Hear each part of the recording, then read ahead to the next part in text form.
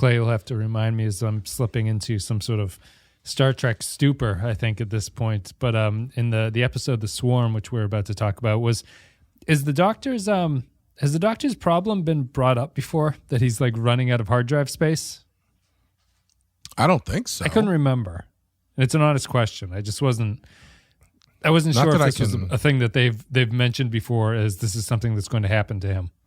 No, I think this is the first time they've talked about it, and I could have saved them a whole episode by telling them just they got to shut down Winamp, because that thing takes Sucking up a resources. ton of memory. It's true. He's probably Winamping all his operas, and those are just very long. You don't want operas and orchestral music at 64 kilobits per second or something. You got to get that at FLAC audio quality. Yeah, the interface is really nice, but that comes at a cost. It does. Boy, Winamp was like a staple of high school. That and Snood. Mm-hmm. You'd listen to play some Snood while listening to some Winamp. That was good times. Hell yeah, man! I had a sick Iron Maiden Aces High skin for Winamp. The skin. Awesome. What happened to skin? I guess we just skin our phones now. Do you have a case on your phone? I do. Yes. Is it skinned? Is it colorful, or is it just black? No, it's two-tone. It's blue and black, and it has a little kickstand on the back of it, nice. which is very helpful. But yeah, it's not. It's nothing, for when you're nothing fancy. too drunk to hold onto your phone, you just lay it down and watch it on the floor. Pretty much, yeah. It's Nightwing the Phone, blue and black. This is The Swarm. It's the 4th episode of the 3rd season. It came out on September 25th, 1996. Written by Mike Sussman, who's an Enterprise writer that we are very familiar with, if you don't remember the name, Clay. Directed by Alexander Singer, in universe date 50252.3, which is 2373. In this one called The Swarm, the Doctor suffers from a computer malfunction, and Voyager is attacked by a swarm of alien warships. I think we should do everybody a favor and just default to our our roots and refer to this as the Swam from now on for the rest of the episode. The Swam. Just drop that R right out of there. Oh my God, the Swam. The Swam. This fucking Swam came out of nowhere, kid. That's what you let our hair down like Janeway does. Coming off of 495, I hit the Swam big time. I was in fucking Swampscott. I ran. Yeah. Well, over in Worcester, you got the Swam bad over there. It's terrible. This episode sucked ass. It was a real bad episode. It was wicked bad, as they say. It was wicked bad. Man, I still remember when my young middle school world was shattered when I was told by my youth pastor, who was from Alabama, that using wicked as an adjective was sinful. Pretty much only a northeastern Boston thing. I had no idea. I thought that was just how everybody talked. No, it's so common up here that it takes me extra brain cell revolutions to realize that it's a strange thing to say. It's so natural to me to say it. I don't say it a lot, I don't think, but to have when someone say like, "Why do you say that?" My brain is just wicked. Just means very. It's just an excessive very. That's all it means. Yeah. It really, when you do think about it, you realize very quickly it sounds like nonsense. It sounds ridiculous that anyone would say that. You sound like you might as well be skateboarding or something like that as you say it. But yeah. Well, see, that's the thing. That's the difference. Is because like most other places would use wicked in place of like cool, like that is wicked. Yeah. But we use it as an adjective. As an adjective, yeah. Yep. So I guess technically something could be wicked. Yes, you could have a witch who's if you wanted wicked. Yes. If you went to see the play Wicked and someone asked you how it was and you really enjoyed it, you could say it was wicked. The Wicked Witch of the West was wicked. It's natural to say things like that. Yeah. What are we doing here? What are we talking I think about? we're talking about the Swarm, which is an unforgivably bad episode of Star Trek Voyager. I don't know. I thought this thing failed on virtually every level, and I thought it was terrible, and it kind of made me mad when it was over. I don't know how you felt about it though. You probably liked it. I didn't hate it. It's It feels like two absolutely completely different episodes jammed into one, though. It does, like, yeah. Nothing going on in the Doctor story feels like it has any bearing or overlap on anything else. Like, not even to the point where they're running this thing to bring the Doctor back, and the other half of the plot is like, these swarm ships are sucking all the energy out of the ship. We don't have any energy. And it doesn't even affect the massive reboot they're doing. Also, Kes, like, they're being attacked by the swarm, and Kes is like, the Doctor is kind of dying at this point. It's like, get the fuck out of here, Kes. Everyone's going to die. Yeah. Really, taking after Neelix on that one. Yeah, that was absorbing some of the other's personality. Yeah. Yeah, I don't know. Like, I liked some of the ideas that were going on in the Doctor story. As far as the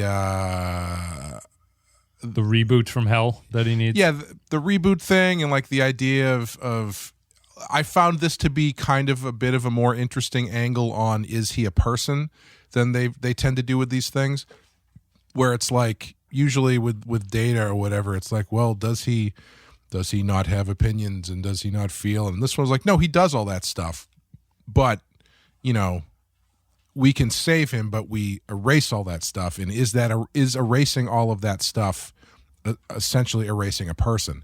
And it was like, that's kind of an interesting idea, but they don't do anything with it. It just kind of sits there, and then he gets kind of goofy. Yeah. I mean, I like both ideas of the plots in this one. I like the swarm alien. I like the general idea of that. I think that's kind of a novel thing that we haven't seen before, where it's just a billion different little ships as opposed to, one ship that you're fighting against, which is kind of neat. I like the idea of the Doctor's quandary here, whether or not he needs to get rebooted. I like the sort of mild attempt at, this is what it's like to deal with someone who has dementia or Alzheimer's or something like that. I think the execution on both stories and every like character thing that happens in this is just fucking terrible. Like, even starting tangentially, I know people have said that Janeway becomes a schizophrenic character. What is her rationale for anything she decides to do in this episode? Like, why is the character who's been obsessed with sticking to the Federation code at the expense of the ship and not getting home, who has stopped at like every fucking nebula that they pass and is like, let's waste a week and a half hanging out here? Why now is she like, forget sovereign territory, we're just going to invade these people and zip across as fast as we can and then shoot at them as they try to tell us not to do it? I just don't understand anything that Janeway does here. Yeah, she really goes from we need to uphold the Starfleet rules to literally saying, baby, we're a long way from Starfleet. we got to... And all it gets is... The show, interestingly, has Tuvok raise his eyebrow a couple times at it, but he never says anything about it. There's no reason.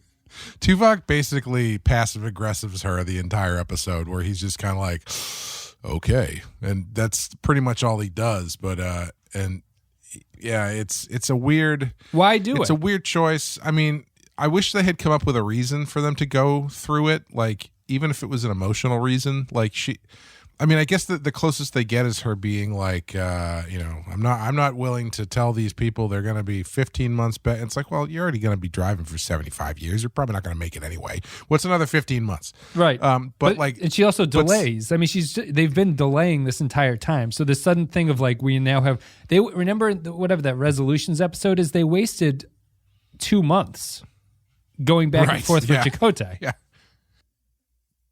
Yeah. It feels like the kind of thing where it's like, you know how if you're going somewhere and you take too long to leave, and then you're already anxious about it because being late is your fault, but then you just kind of like start reacting like it's the other person's fault because they haven't put their shoes on yet, but they haven't put their shoes on yet because you took 20 minutes extra taking a shower. So yeah, it's. I wish they had more of I wish they had a better reason to go through. Like, I mean, this show has come up with every sort of excuse you can think of for them to have to go to these planets, resource wise, I guess is what I'm saying. So it's like, I don't know if I want we have to go through this way because there's a dilithium cloud that if we hit it just right, it'll give us a boost through the nebula or some shit. The Master Chief's shields will pop right back to full as soon as you drive through this. Yeah. But some reason that makes sense for her character other than I don't want to add 15 months to our trip when clearly that has not been an issue up to this point. Yeah. And I mean, there's a weird argument for the actions of the aliens in this one are reasonable against what they are seeing. They're like, why are B'Elanna and Paris allowed to live at the beginning? That whole opening sequence is really strange to me. From Paris being horny on Maine, as the kids say these days. Yep. To the guy just showing up and blasting them to knock them out for some reason, and then tremendous pain. Yeah, how did they get back to the ship? I was surprised that they were already back to the ship, and Torres drove it back. I guess is the but why? Like the other guy that they run into who ran into the aliens had all of his crew killed and he died. Right. Yeah. Why didn't they die? Stronger constitution. Stupid. It's just stupid. And then I'll just keep rattling off my complaints about this one. So the swarm aliens are like, this episode is one of those ones that it seems confused about what the important plot is. And the Doctor plot is clearly the important plot, but the swarm aliens just threaten to overtake that story at literally every moment that's going on. And the swarm aliens are, outside of their cool idea, the entire sequence of dealing with them is so stupid and technobabbly and like, what the fuck? Like, that fixed the problem? They did it? It's so unimpressive when it ends. The most impressive thing is how crazy Janeway's hair gets when like the phaser bounces back at her or something. It was kind of similar to the one where they had all those other suckers on the ship. And I forget how they got out of that one, but it was equally unimpressive. I don't know. It's like they can't shoot them because it bounces back, so they shoot them a little bit or something, and it causes everything to blow up. I don't know. They have very advanced I am rubber, you are glue technology. Oh, yeah, that's a good one. They should always bust that out. I was really hoping that they were going to cut through, that the universal translator was going to work, and then all of a sudden you're going to hear, Kirk, you don't know what it's like to be left on this planet. I know it is. The swarm ship was better in Beyond than it is here. Yeah, way better. So the swarm aliens are stupid. I was expecting the translator thing to be a sort of reversal of like, once they understood what they were saying, they realized that this was all just a misunderstanding because they have invaded their space and are like, maybe that's a bad idea. But no. They're portrayed as evil. The invasion sequence is terrible and boring.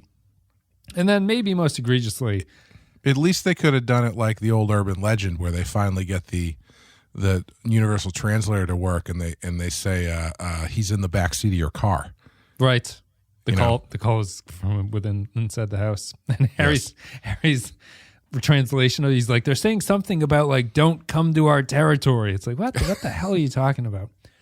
And then please just leave us alone. Not to just to get to the end, because I was like, thoroughly disgusted by the end. We can talk about the Doctor's subplot more in depth, but like, what a terrible ending of an episode this was, where I don't even know what happened. So I don't know what happened either. So I need to say, like, I spent the day going like, I'll approach this fairly. And I'll go into this podcast and I'll talk to Clay about it. And I will treat this episode as if I know that nothing else is going to happen. I was very weak and I couldn't do that. And so I read reviews about what this is. The Doctor shows no repercussions from this going forward. Yeah. So I had a feeling that was the case. So what is this? What was the ending? How do you do that?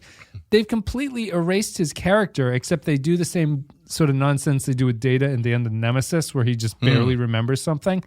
But we're going to go to the next episode, and he's going to be back to normal from this. Right, yeah. The way that I squared it in my head, and this is, on the page, I think they're cheating and they're trying to do the data thing. And maybe this is what they had in mind, and they were like, "Oh, maybe we don't actually have to say this." But the way that I squared it in my head is that it's just like a delayed reboot or something, where it's like that's not how it's played. It's played in that way where it's like, "Oh, something, a little piece of him is still in there, even though he's completely different now." Right. But yeah, no one's emotional reaction is that way. They're like, right. They treat it as if he's been wiped out for good. Right. Yeah. But yeah, I assumed it was something. The only way I could make sense of it was like, oh, okay, well, it's just like it's gonna take a bit for everything to reboot. You know, like the machine's on, but all the drives aren't running yet. That kind of thing. But that like, is not doesn't that just supported by everything? The text. Yeah, but that undercuts the whole decision. If his decision is we will reboot you and you will slowly regain yourself, it's not even a decision at that point. You know? Well, my understanding, I thought the whole point of grafting him to the other Matrix was to try and preserve him, his personality. Right. Is that not what it was? I don't understand. I didn't understand anything that was happening at the end, so I didn't bother. Then when the ending came, I was like, fuck it, I don't care what happened. I was very confused when they were like, yeah, part of the reason this is like this way, he's like this now, is because we leave him on all the time. And then at the end, they were like, he's fading too fast. What can we do? And Janeway's like, keep him occupied. And I was like, shut him off. Just shut him off for like 6 hours. Yeah, it's the time travel from Primer or something. He just has to turn off for 6 hours and he'll be rebooted for 6 hours and he'll be fine. The Doctor storyline is just frustrating because it feels like it could have been a really good idea. And it feels like it could have been really something interesting about that character, but it's so confusing from the start, and then it just becomes this whole shebang about like whether or not you're supposed to care that this guy disappears forever, but then he just comes back, and the ending is so confusing that the way they're playing it, I can't tell if the Doctor is fucking with them at the end, and like, is this going to be a joke where he's like, never mind, it actually worked, you don't have anything to worry about, but it's not that. He just whistles, and then, you know, knowing this show and the fact that I read the reviews, you're like, well, this is Voyager. He can't possibly not be the same character when they come back next episode. Right. So I don't know. It's just like, I feel that it was cheap and lame in a way that like the other Star Trek shows, even when they have to reboot it at the end and bring it back to square one, it's not done this way where it's done so obviously unfairly to the viewer. I don't know. It's like I feel like reboots have to be done a little bit better than this. It's just like, this is probably the worst example I've seen from this show about the character has to come back to square one at the start of the next episode. So how do we do it? You don't even see it happen. Yeah, if they had just put in something along the way saying it was possible that, you know, not everything would come back at once and there would be a learning, like a delayed process, I think that would have been fine. But I'm not sure why they didn't put in a line about that somewhere, because that would have just, you know, it would have made a lot more sense. And as the Doctor is doing brain surgery on Tom Paris and goes, I don't know what the fuck I'm doing, why does he continue doing the operation? Great question. Really good question. Also, I mean, if I was Janeway, part of me would be like, you know, if this doesn't work, Cass, you seem pretty capable. Maybe we should just become the Doctor. Apparently all you have to do is read what the screen says, and then you're the Doctor at that point.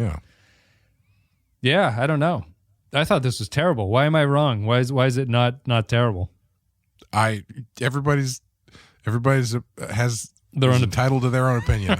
I'm not going to say it was great, because it wasn't. The only thing I liked about it was some of the concepts that they were kind of tossing around, but they didn't do anything interesting with them.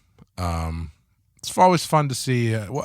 It was one of those weird episodes where it felt like it was a show-off episode for Picardo.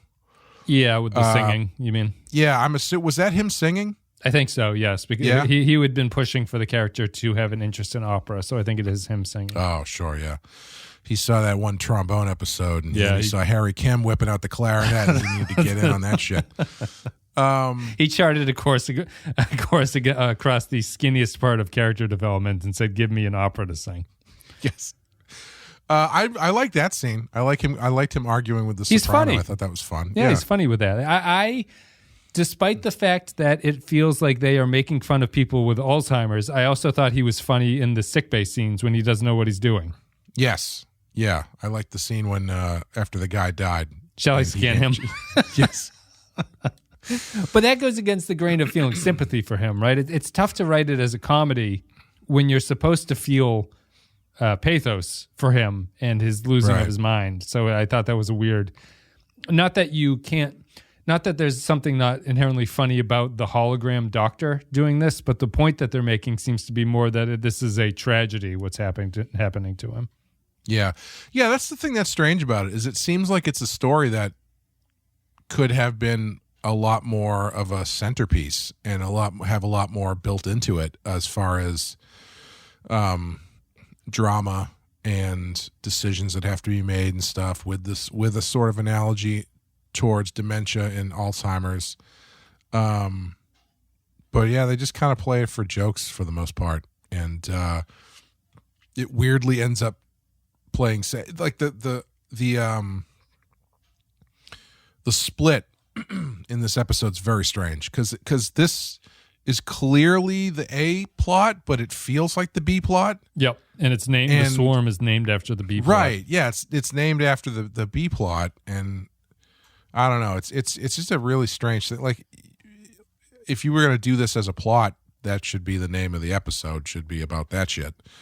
Some pretentious Shakespeare quote about memory or something. the candle flickers fastest for those who have used up all their hard drive space, something pretentious like that. Yeah. I think that, I think my biggest issue with it is that I completely understand if the Doctor plot is the strong A plot and this swarm plot is the B plot. The reason that the resolution to the B plot sucks so much is because you have an episode that's dedicated to the Doctor plot. So I'd be fine if the swarm plot was just some if the entire point of the swarm plot was to provide the energy drain problem for solving the Doctor issue. Mm-hmm. I'd be okay with them doing some nonsense about reverse the polarity and cause all the ships to explode, and that'll be the way that it works. Yeah. But they're played both equally and, as we mentioned before, comically against each other at the exact same time in a way that makes no sense, and it doesn't act as if both stories are happening on the same episode.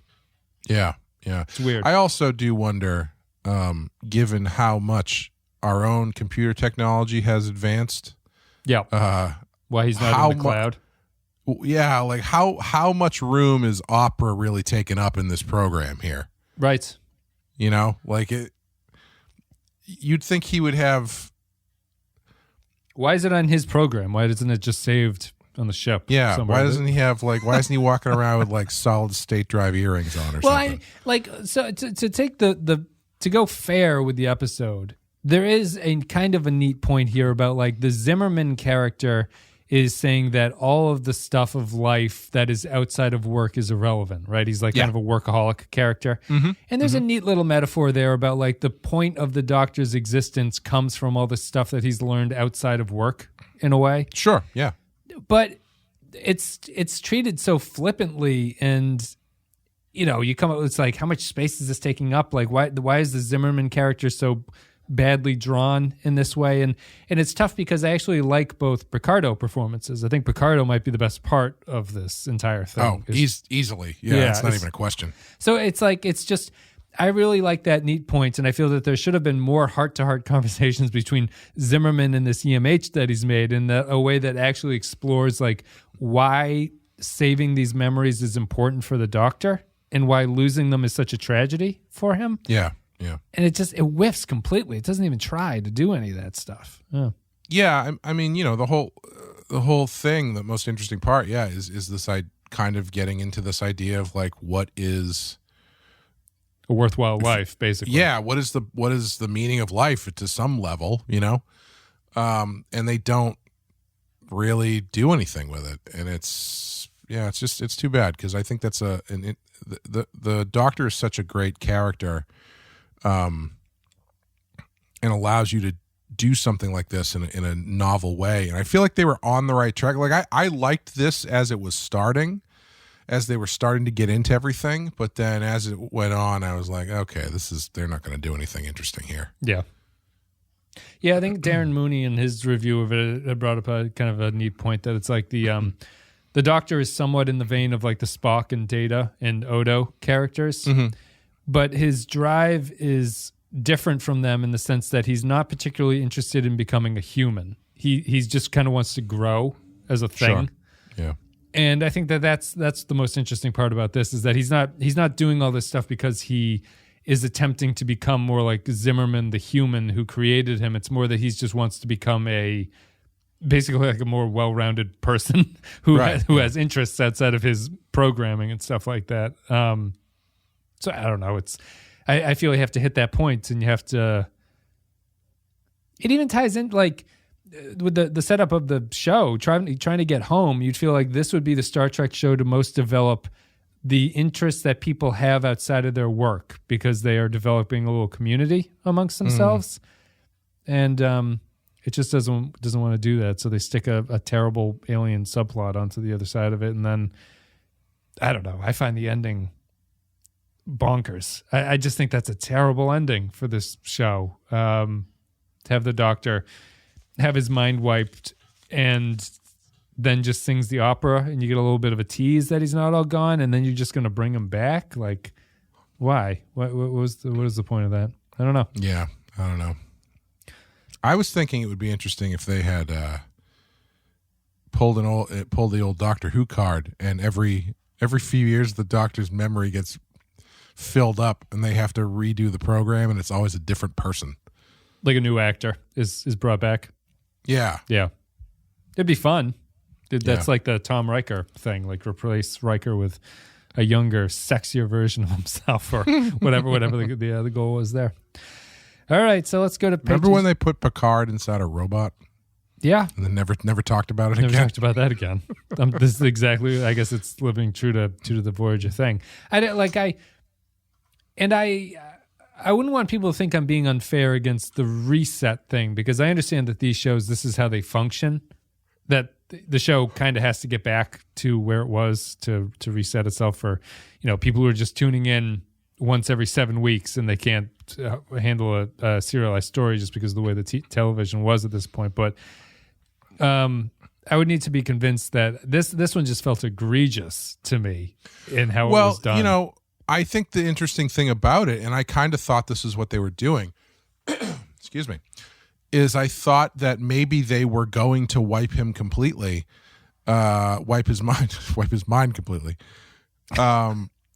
because maybe they realized they were pushing him too fast, and they just wanted to reset it. Because to your point about people who drop in every 7 weeks or so, what's going to be more jarring to that person, turning on Voyager and seeing him singing opera in the holodeck, or is it going to be him being a dickhead to someone in sickbay? Right? Yeah. Like, I think they could dump his personality back to zero and start afresh, and I don't really think it would be that big of a change. A change, right? No, like if you missed this episode, you wouldn't notice that anything had happened to him.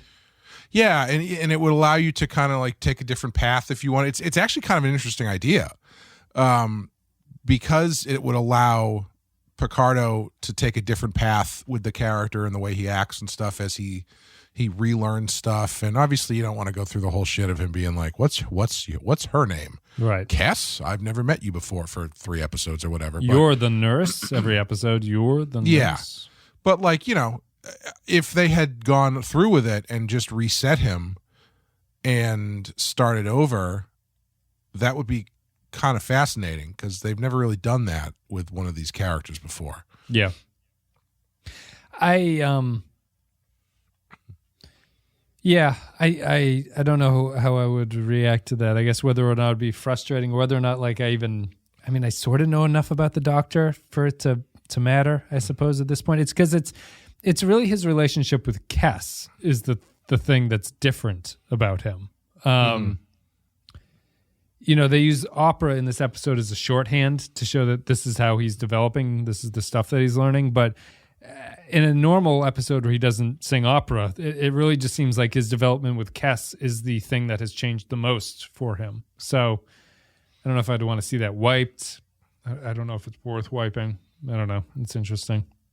It at least would it would make everything a lot more legitimately emotional and be a real It'd be a thing death that they have to grapple with. Yeah. Yeah. And that's part of the interesting idea of it, where it's like, well, technically this person's dying, but they're being replaced by the same person. Like, it's literally the same person on paper. Right. Because of the fact that he is a hologram. So his programming has not changed. His base programming remains exactly the same. But the new data you're putting into it is going to create a new person. And is it going to be the same person that you knew after 6 weeks? Yeah. Is it going to be someone completely different? That's actually pretty interesting to me. It's kind of the little bit of the what's his name there? Trip's clone. Yeah, Sim. Yeah, where it's kind of like, yeah, they're the same person, but also not. Yes. Yeah. Yeah. All right, well, we'll go to patron thoughts at this point. If you enjoyed the content today, you can support the show at patreon.com/the Pensky File. Leave your thoughts about upcoming episodes. We read them on the podcast. You also get extra access to all the podcasts that we put up on Patreon and stuff like that. The usual Patreon spiel, patreon.com/the Pensky File. So, this is The Swarm. Kyle Barrett says, I'd like to remind Clay that during the Life Signs podcast, he said he was glad the writers hadn't shoehorned in Picardo dancing or singing just because Welcome to the Robert Picardo Variety Hour, in which he'll embrace his inner Brent Spiner and show off. Having said that, I really enjoyed the Doctor storyline, with it being very funny and fairly emotional, and shows that Mike Sussman is one of the better writers on staff. It's a shame then that the rest of the episode lets it down, and I really dislike Janeway in this one. After sticking up for Federation values in the past, suddenly she says we're a long way from Starfleet and very arrogantly and dismissively strides into territory they have no right going into. Janeway determining aliens as being bullies just seems like an excuse to do what she wants, and for the second time in 2 episodes, Paris does nothing but almost die. 3 out of 5. Hey, man, he tried to very briefly and not very assertively put the moves on to Torres. Yeah, you think you're picking up something there? Could be. I don't know. It was a pretty weak attempt on his part. I mean, then later on, when Janeway was talking about sneaking out of her house, he's like, "Ooh, baby, where you going?" Yeah, what are you up to, Janeway? Use your imagination, sir. It's not the thing you say. Was my take on that the way that they intended for that take to be? I can imagine a lot of things that she's getting up to, is what I'm trying to say. Yeah, I think that was she was, trying to be cheeky about it. Okay. The way you say it's none of your business, but you're also kind of like winking when you say it. It's just, she was up to some shenanigans. Ken Sito is a short one. How do you distract from a run-of-the-mill alien sci-fi plot? Just have Robert Picardo acting up a storm with himself. The Doctor scenes in this one lift it to a much higher level than it has any right to be. 4 out of 5. Wow. Tex Elbear, I'll send this one to you. The Swarm. A missed opportunity to feature some actually alien aliens as opposed to slightly modified humans in SWAT gear. Especially here in the Delta Quadrant, where all bets are allegedly off. That should happen way more often. Yeah, I couldn't even get really a good grasp on what these guys were supposed to look like. No. I don't know why we needed to see them in alien form at all. They should have just been the tiny ships. Yeah. Would have been neat. Because they say the ships are only a couple meters long, I think, at some point. So it's like one person is probably in each ship, Well, and also, I mean, there was some weird unanswered questions, which I don't necessarily think they need to answer, but it's still out there. No. Like when you shoot them, I couldn't tell if they were dying or if they were just transporting back to their ships because it was the same special effect. Right, it was the purple beam in special And, I think that's kind of weird, and I think it's fun that they don't ever tell you exactly what's going on there. Yeah. Because that's one of the interesting things about this is these. I like that they have an encounter with an alien group that they just never get answers from. Yes, yeah. Where they can't understand what they're saying. They don't exactly know why they're doing what they're doing. Well, I mean, they you could guess you're it's not really confusing. You're doing donuts in your car across their lawn that you could figure it out. But like how do they know the territory of those aliens? How do they have a map about it? I think is it Neelix? Because they turned to Neelix and he's like, if it's what I think it is, it's pretty bad. Yeah, but he's like, so I don't even know what their name is. So how can he know where their territory is? That's a good question. Ugh. Sorry, I didn't mean to interrupt.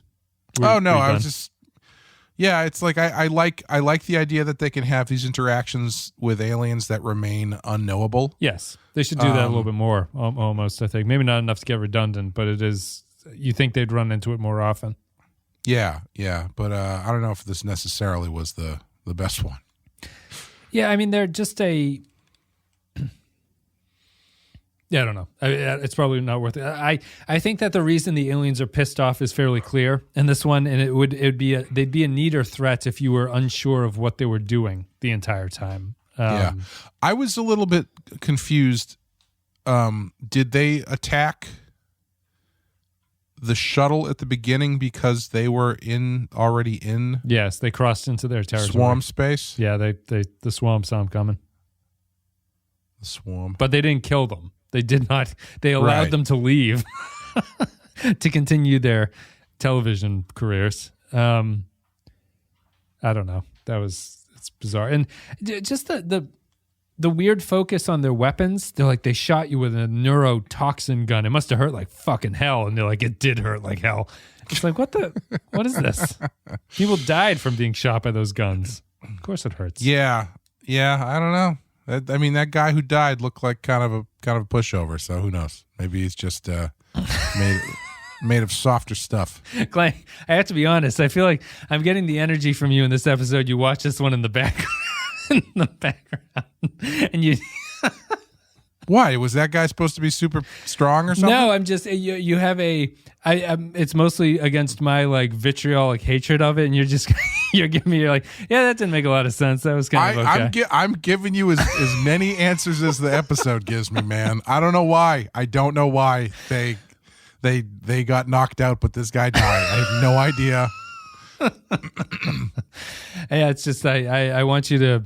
It's good when I don't even know if we're disagreeing, but it's better when we have different opinions about it. But I expected more dislike from you. I was imprinting my own outlook on you, and I was expecting this would be a big circle jerk. No, it's just I don't know. It's like it's just a lot of kind of nothing for a lot of it. You know, like the doctor stuff is fun. And it presents some interesting questions and interesting ideas until it doesn't anymore. And then it just kind of soft shoes across the finish line. Yeah. Aaron Million says, The Swarm. The alien part is a distraction from an excellent Picardo performance where he essentially plays someone who experiences Alzheimer's as he forgets who he is and who he has been. Jennifer Lean is good here too, demonstrating her fondness for the Doctor and staging a critical intervention with Zimmerman to get him to view the Doctor as a distinct personality. I like the ambiguity of the ending with Picardo not knowing who Kess is, yet humming opportunes. As for the alien part, Janeway abandons her usual deferential attitude towards alien cultures by deciding to cross their space in stealth mode. Also, is it just me or does Voyager get boarded an awful lot? 3 malfunctioning Doctors out of 5.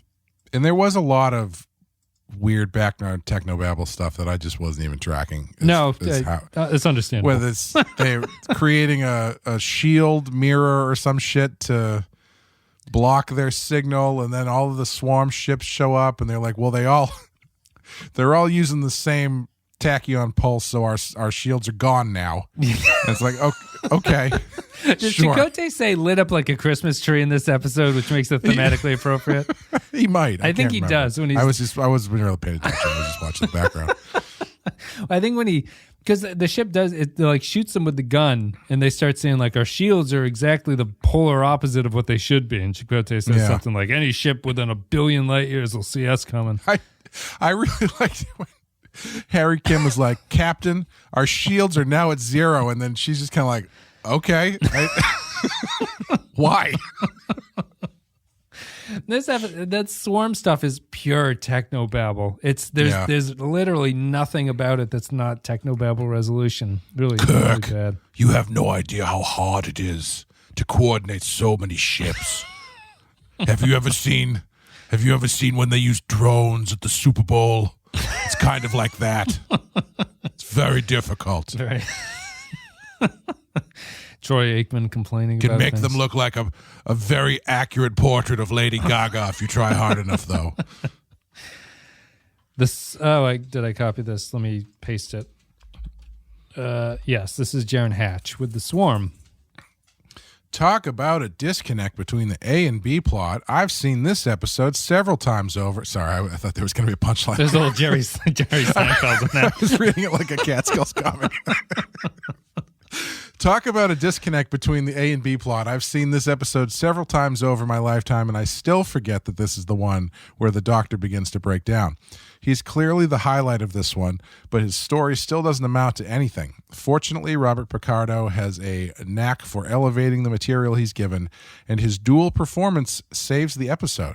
As for the Swarm itself, like it or not, this idea was done far better in Star Trek Beyond. I'll take Starship surfing to Beastie Boys over an inverse ionic pulse disrupting a subspace lattice any day.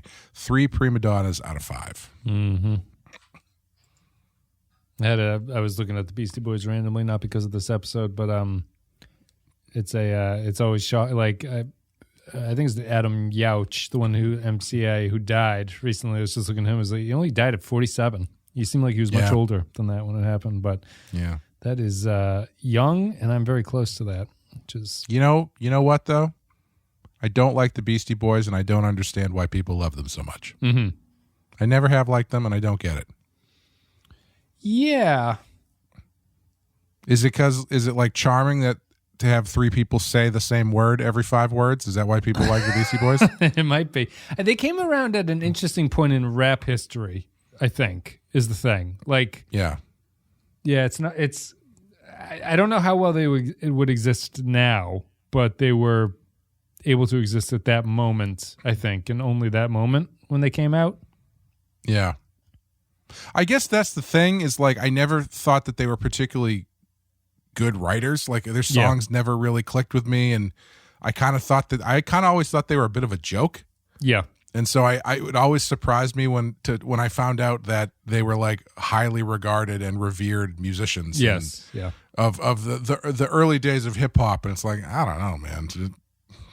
They seem kind of silly to me. Yeah, they're influential in sampling and everything because Paul's Boutique, I think, is that big album that like virtually everything is sampled in it, which they might have been pioneers in at that time. So it's stuff like that I wouldn't know, but I don't mind. You give me the top 10 Beastie Boys Spotify playlist, and I'll listen to it and think that it's fine. But I don't dive deeper than that, really. Patrick Seba, the kids love him though for whatever reason. Patrick Seba said, "My kids." Patrick Seba says the Swarm, not just random the general kids in general youth. Not kids who are about to turn 47. Who are the Beastie Boys, and why do the kids all love them? This kid's hot on the street. A lot of TikTok videos about it. Oh, it's Kyle Barrett. Patrick Seba says, the Swarm, when it comes to singers, he's no Russell Crowe. That's some set of pipes on old Bob Picardo. Ira Bear loved Frank. Now Jerry pulls rank. So writers all move to Castel Gandolfo. Okay, send me that. Send me the thing that you just read. Yeah. Send it to me over the thing. I've sent it. Okay. Now, read it again. When it comes to singers, he's no Russell Crowe. Russell Crowe. Okay. We're doing the Beastie Boys. This is what the Beastie Boys That's are. some set of pipes on old Bob Picardo. Bob Picardo. Ira Bear loved Frank. Now Jerry pulls rank. So writers all move to Castel Gandolfo. That's the Beastie Boys. Why do people like that? That's true. That's fair. Put me in the Rock and Roll Hall of Fame. You have to alternate syllables too. Beastie Boys. Thank you, Patrick. We'll go down to the Changeling, which is right here. And I will copy it. and then I will send it to you. It's tough to do the Beastie Boys over Discord, apparently. We cannot hit the rhythm at the same time. Wow, this episode is so disjointed, the Doctor is falling apart. I really thought the twist of the episode was going to be that the aliens were actually good and had the answer to cure the Doctor, but no, they were just the villains of the week to die in the generic you kill one of them, you kill them all sort of way. You kill one of them, you kill them all sort of way. 3 overloading your head with useless information like Star Trek trivia out of 5. Yeah. I was surprised, too, that the aliens were not, A, responsible for his breakdown, and B, the cure for his breakdown. Yeah, same. I was expecting literally any connection between the plots, and was not given one. Point next to G, the Swarm. Of the 2 plot lines, the Doctor's storyline is the more entertaining. I like seeing him as a patient, with Kes being his advocate to the captain. Picardo plays the Zimmerman hologram just enough different from the Doctor. You can tell that he's someone else, but also has all the recognizable traits of the Doctor.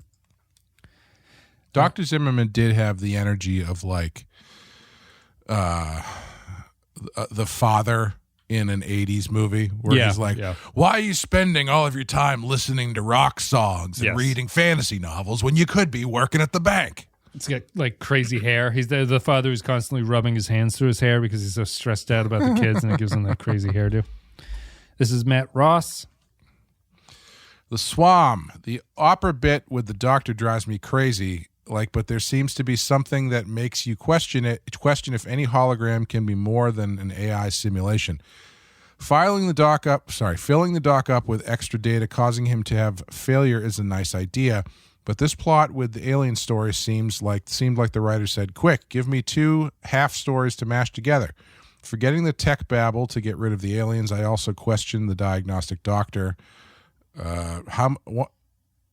Well, I think it's 1. I also question the diagnostic doctor. 1, how much memory does that computer have, and how many of these doctor types are there? Maybe not a 1. I guess there's no 2. It's just a typo. And if Janeway hadn't stopped to check out the damaged ship, they could have made it with less trouble. 2 wasted stories out of 5. Great actor from that dying alien captain, though. He used up his 30 seconds quite effectively. Yeah, he was good. Yeah. Acting through a lot of makeup. Malo Perverso says, The Swarm, I was a little bit confused with the ending. Did they erase the Doctor's whole memory, just part of his memory, and or the computer's base personality was simply reset to square one? Spoiler alert, I've seen the upcoming episodes and the Doctor is pretty much the same personality, in my opinion. Frowny face emoji. I would have liked it if he had come out and just had been talking with a wild accent or something. After they reboot him. Yeah, and so for the rest of the series, he talks with like a thick Austrian accent. Yeah, he should have uncomfortable views. He's clearly more misogynist when he comes back. He's like, "You're the nurse." He's exactly the same. He remembers everything, but he's got one thing that's different about him. Sympathetic to certain viewpoints. Artorias, did I copy this? I don't think I did. No, I did. Artorias is sent over to you right now. The Swam. So rules only apply when you want them to. How convenient. This starts to become a pattern with Janeway. One moment she will preach up a storm on her moral high horse. The next she will throw it out the window when she believes it's in Voyager's best interests. Picardo by far was the best thing about this episode. They should have picked one and stuck with it. You could have had one, but when you went for both, you got none. 2 out of 5. 2 in the hand, 1 in the hand is better than 2 in the bush. Grappler John Zorn. I think that's what Paris was trying to tell Torres on the ship there. I see you're kind of edgy in your seats. How about you come sit over here? Grappler John Zorn says, The Swarm. Jennifer Lean's performance is about the only thing worth watching in this episode. Someone needs to tell Tom Paris that when armed intruders beam onto your shuttlecraft, the appropriate response does not involve standing up to introduce yourself. I was surprised the term interferometric particles, or whatever it is, comes from an actual imaging science, though not surprised it's woefully misapplied here. It's a 2 or a 3. I can't tell anymore. I was writing this thing that I can't really talk about yet, and I needed to come up with a acronym. What's the one where it's just where each letter is a anagram? I think anagram. Yeah. I had to come up with an anagram that sounded scientific, and so I asked my girlfriend, the scientist, about it, and she came up with some words. I'm like, that sounds really good. Is this going to hold up if anybody like puts any scrutiny on it? She was like, I have no idea. I was like, okay, sounds good to me. As big in the research world, they love acronyms for their titles and stuff, and some of them are fairly clever, although kind of tortured to get there. This is Nick the Rat with the final comment, the swarm. The Swam. Why didn't Neelix warn them before they got there? Loved Zimmerman, the Doctor, and Kess in this. Is Kess speaking even more softly than usual? Feels like some strange ASMR, and it's making me hypnotized. Does Tuvok wind up ratting out Janeway when they finally get home? Sweet episode. A very high 4 out of 5. Yeah. I'm surprised. I have yet to. There's the two things that I'm taking away from this show is I don't understand why people like Tom Paris, because he's done literally nothing. Yeah, I'm shocked seasons. by how little he's done in the show, Yeah. actually. Yeah. And the other thing is, I don't understand why people don't like Kess. I think she's one of the better characters in the show. I think her acting is good, and I think for what she does as a character, I think she's pretty good. Yeah, I think Kess's problem is Kess is only defined by the Doctor to this point. Yeah. It's only with interactions with the Doctor that it means anything, because Neelix is obviously not relevant to anything here. Sure. But yeah, I don't mind Kess. It's I think the show is going to say that they want to go in a different direction when they eventually replace her with 7 of 9, but I honestly feel it's the writers didn't do anything with her. Yeah. It's not her fault. Yeah, I mean, I would have 100%, if it was up to me, I would say dump Neelix and keep Kess. Yeah, she's a bring in good 7 of 9. She's a good counselor character, I think. It's tough, but Tom Paris is a peculiar one. I really, not knowing much about the series, I really expected much more action from him, and he doesn't do anything ever. Him and Chakotay just don't do anything. What if instead of getting rid of Kess, they flew back to the planet with the weird Tuvix flower? Yeah, zapped them down, zapped Kess and Neelix down, and then brought them back up with that flower, turned them into keyless, and then she could talk about how her milkshake brings the boys to the yard. Very good. Very good. Damn right, it's better than yours. Keyless. What is that? Jay-Z's girlfriend, wife, or something? That's all she did, I think, to that point. But anyway, Nick the Rat is done. Thank you, patrons, for your comments about this one. It's above a 3, I think, for the patrons. It's like a 3.5, maybe, averaging out with people. Yeah. I'll go first on our scale of 1 to 5. What are we going to give this one? I'm going to give it a 1. I thought it was real bad. I thought it was terrible. Made me angry, which I always know is a 1 when that happens. I just thought it was a misfire in pretty much every story. Janeway's characterization, down to the swarm aliens were just technobabble nonsense, down to the Doctor's conundrum about what to do, down to the resolution of just doing a half-assed version. It's obviously proto Data and Nemesis, but it's like, I feel like the Data and Nemesis one isn't as egregious because that's the end of that franchise or that series for those people. This one, I don't know. I give it a 1. What about you? Yeah, I'll give it a 2.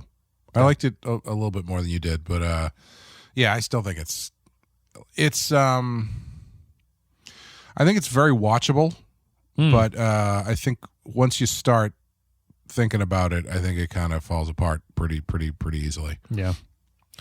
All right, that's it. Thanks, everybody, for listening. Thank you for supporting the show. Patreon.com/The Pensky File. We are done with this one, and our next one is False Prophets, Clay. And that is a sequel. Is that a tax term? It's a sequel to a TNG episode. So on Patreon, we'll watch the prequel TNG episode to this one that's coming up. Sure. And Very that, cool. I looked at the calendar, is in February. So that'll be our February Patreon, and then the episode will come out in February after that. Oh, wow. I didn't realize how far ahead we were. Yeah, we're a decent clip ahead at this point. We're just recording this just before Christmas, if people are curious. That's it. So, Clay, do you have anything you want to say? If we are still in January, the first episode of our Rotten Horror Picture Show Patreon for 2023 is out, or will be out soon, and it is the first of our Video Nasties series, and it is Dario Argento's Tenebrae, which is a fun one to kick off with, so look forward to that. Badass is still going.